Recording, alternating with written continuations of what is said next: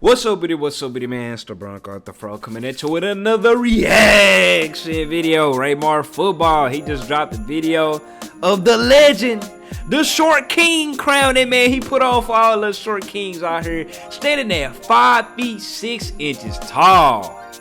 Jorge Campos went out there, stood on goddamn business as a goalkeeper. Some people say, ain't you a little too short to play goalkeeper? He say, hell no. Put me at that goalkeeper spot. When he was playing in Little League as a child, I bet you that was like, Jorge, you kind of too little to play goalkeeper coming on. He say, hell no. Give me my goddamn goalkeeper gloves before I get mad. I'm finna go out here and stand on business. The story of the 5'6" goalkeeper that was so good, he forced FIFA to change their rules. What rule was that? Let's see where it goes down. I ain't know he made the boys change the rule now. Goals. In the world of football, you can shine by either scoring goals, dribbling brilliantly, making amazing passes, or excel by stopping other players with your defense. Yup. Then there's the route that's statistically the least. This how y'all, this how y'all, this what y'all do on the little Pledge of Allegiance type shit. Y'all LG boys. Not Pledge of Allegiance, but the national anthem y'all do like this. I don't know why I forgot about that, because you know, in here in America, we do this. Some people be like this, you know. I'm finna do something, they'll go give me cancer. You know them boys in Germany, what they used to do. I don't know what they do now. Mexico, they got this, okay. You know, Attack on the Titan, they be like this. Statistically the least common. Defending your goal as a goalkeeper. But would you believe me? And he got that swag. Decades ago, there was someone who wanted to shine in all those ways. Yeah, sweeper keeper. To both stopping and scoring some incredible goals of his own. He didn't want to limit himself to play only inside the box, doing what no other goalkeeper before him has ever done, and completely redefined the position. So that boy invented the sweeper keeper. That was Jorge Campos, and he did it out there with that swag. That's probably kind of like, they probably changed the rules dealing with running outside the box of the ball or something. I don't know. At times, or like nerfing him as a keeper, then at halftime, he came out as a damn. And despite only being 5'6" or 168 centimeters, making him one of the shortest goalkeepers in professional footballing history. Nah, I ain't know he did that. I knew he was a tough keeper, but I ain't know at halftime he took his damn goalkeeper uniform on and subbed on as a damn regular player. That's for sure when FIFA changed the rule. I don't even think you can do that now. Hell no, ain't no way. So good at both that's tough, FIFA bro. Literally had no choice but to change the rules of the game just because of him. So today, we're going to look at the incredibly unique and iconic career story of one of the most influential goalkeepers of all time. Jorge Campos, short king. Clap it up for him. You did. Jorge Campos was born in the beautiful beachside city of Acapulco, Mexico. Acapulco, and from a Mexico. young age, he loved playing football, especially on the beach. And if any of you guys watching right now have ever played football or any other sport on the beach, or even just I've never been to a beach in general, you'll know just how incredibly difficult it can be. The sand absorbs a lot of the force that your feet generates, making it feel a lot more tiring and difficult. I mean, there's a reason why speed and footwork training in the sand is so popular. On the beach and it forces you to improve your balance and generate more power to do basic movements, which over time can greatly improve your stamina, strength, and speed. And from an early age, Jorge Campos would begin to develop elite athleticism from his daily training in the sand. And as a youngster, he wanted to use his physical talents to score goals like a striker. It had always been his favorite aspect wanted to be a striker. striker. It was his dream to score in front of a screaming crowd. Unfortunately, however, Jorge had one major disadvantage. Compared to the other kids he would play football with, he was short and an incredibly late bloomer when it came to reaching his eventual height that would max out at only 5'6" or 168 centimeters. Bro, I can relate to that because that's why I quit playing basketball. Everybody kept growing and shooting up. And you know, especially in basketball, you need height.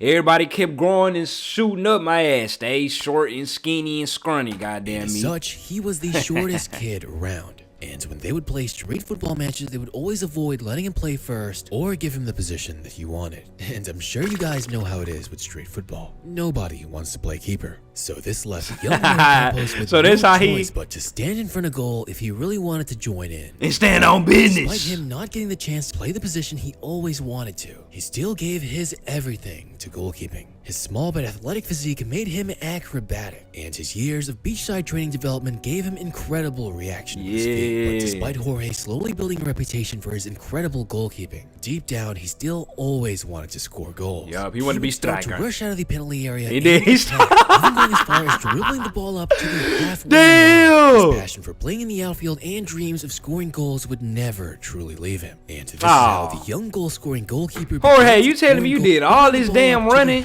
just to kick the ball to the other team's goalkeeper? His passion for playing in the outfield and dreams of scoring goals would never truly leave him. And this is how the young goal-scoring goalkeeper began to develop his unique but risky style of play. Eventually, the infamous talent of Campos' unusual goalkeeping would grab the attention of one of Mexico's most historic clubs.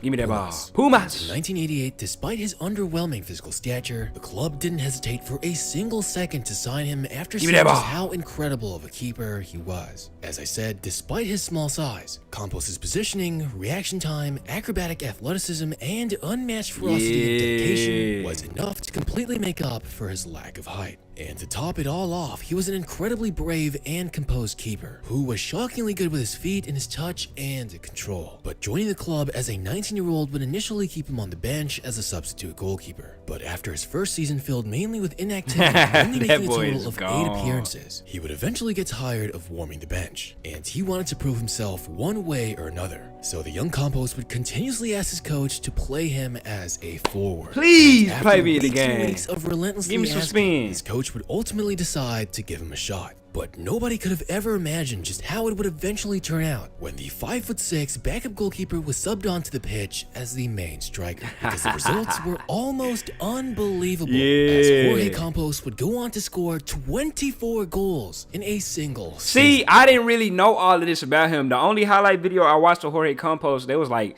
2 years ago maybe, it was only his goalkeeping highlights. I didn't know that he actually played striker too. Which meant that some random 20-year-old backup goalkeeper was now competing for the title of top scorer in Liga MX, that boy is being tough, only a man. handful of goals shy of actually winning the award. He stole the show from everyone, with more and more people wanting to watch this unusual player. Then the following season, he would develop it even further and impress his manager so much that he would eventually take the position of starting goalkeeper. But despite being in the starting 11, Campos was not satisfied just quite yet and would continue to play on as a striker. Look at look at his swag though. I know I keep bringing on that swag. Look at that swag, bro. Despite being in the starting 11, dripped out. Look at that. Just straight culture, straight tradition, all up on his shirt. God, I don't even think you can dress like this no more. Everybody else would be wearing like the little plain Jane just shit. Quite yet, and would continue to play on as a striker. Aside from Club America keeper, he would change out of his goalkeeping gear and be subbed on as a striker. That is for the crazy. Officially becoming the one who stopped goals and scored them as well. Flicking them, he scored, boy. Bewildered. It was that's a nice catastrophic assist. to face a goalkeeper who not only stopped your shots, but also scored incredible goals as well. Like, I don't think you guys understand just how traumatic this is. Alright, let's say you're facing Manchester United, and Onana suddenly becomes an absolute unscorable wall. Then at halftime, you see him switch to a striker, then scoring on you. Do you understand just how demoralizing that would be to your squad? W edits, man. How demoralizing that would be to your squad? Like, come on, that would be straight embarrassing if a goalkeeper did that to you. You'll break Twitter, bro. But for those supporting Pumas and Jorge Campos, it was extraordinarily entertaining and jaw-dropping. Thanks to his brilliant talent of both stopping and scoring goals, Jorge Campos basically became a cult icon, becoming incredibly popular not only in Mexico, but was gaining a worldwide reputation as the most entertaining goalkeeper in the sport. He became so popular that companies like Nike began to hire him for marketing my mama. as he was the the money, first Jorge. goalkeeper to ever have lucrative endorsements from renowned brands. Because back then, it was always the forwards and midfielders who had the spotlight. So he and breaking all the barriers, deals ain't it? And endorsements. So for a goalkeeper to finally be included he just say that hoe on the ground. So that for boy a say goalkeeper to finally be included in these marketing campaigns was never seen before. Jorge Campos knew how to steal the spotlight both on and off the pitch. People who Boys weren't even got that fans of swag, Mexico man. or the club he played for came to watch him play. He, of course, was well aware of this, and to grab even more attention, he was the first goalkeeper to use eye-catching colors as an attire, even designing his own colorful and vibrant uniforms. Yeah. Oh, he snagged it. Bro, y'all remember when I first came on the scene, I was like, bro, I want to see more goalkeepers snag the ball instead of hitting it. Y'all like, bro, Bronco, it's harder than it looks, bro. That boy Jorge say, man, give me that damn ball, bro. He's in midair, levitating above the ground, but he still pumped that hoe. I guess there are those who do and those who don't. Beachside childhood, Then he launched that hoe. For those very distinguishable football kits, that would only make him stand out even further. Jorge Campos was not just a goalkeeper. He really knew how to entertain and amaze the crowd. People would cheer his name as he confidently stepped out of the penalty area to dribble the ball at incredible speeds. He was also one of the most daring sweeper keepers there was, coming out incredibly far from the box to stop a through ball or clearing anything he thought was a threat, which today would of course be seen as incredibly risky. But for Campos, he was just incredibly good and entertaining. Even when somebody do this to me on FIFA, I get pissed. Was just so brilliant that in 1994, bro, that white and black is tough. Campos' goalkeeping tough as hell, boy. Was just so brilliant that in 1993 he would be awarded with the IFFHS World's Best Goalkeeper Bronze Ball, right behind the legendary Peter Schmeichel and Sergio Goycochea. This brings us to the 1994 World Cup that sparked controversy around his incredibly unique playstyle, because many teams would protest, arguing that Mexico had an advantage with a goalkeeper who could be moved to a forward at any moment. They would consider it as if Mexico had an extra player on their roster. So after many complaints, FIFA would disallow the possibility of a goalkeeper to also be registered as a striker in the same match. Cause y'all boys wanna hate. Boys was handling that boy so crazy. You already know I don't really rock with El Chi like that. You feel me? I rock with Jorge, but even I can admit that them boys was hating back in '94. They snitching to the damn committee, making them ban. Man, the uniqueness of the Mexican goalkeeper, as who else would honestly even do that? The argument makes no sense to me and should have just been allowed anyway. That's what I'm saying. Not only made goalkeeping more popular, but it would bring joy to viewers, something that football is supposed to do. But you know how it is with FIFA. With various clubs, Jorge Campos achieved remarkable success, winning 2 American leagues, one with Pumas and another with Club America in Mexico. In fact, he was given the Mexican and he used to play for Club America for an insane 5 consecutive seasons from 1990 to 1995, also winning the CONCACAF Gold Cup twice with the Mexican national team in 1993 and I'm not gonna celebrate the Gold Cup. You already know I'm United States men's national team no matter what. I ain't know he used to play for Club America too. You already know that's my favorite league in Mexico team. And after 16 years of his incredible goalkeeping playstyle, the immortal Jorge Campos would bid farewell to the sport.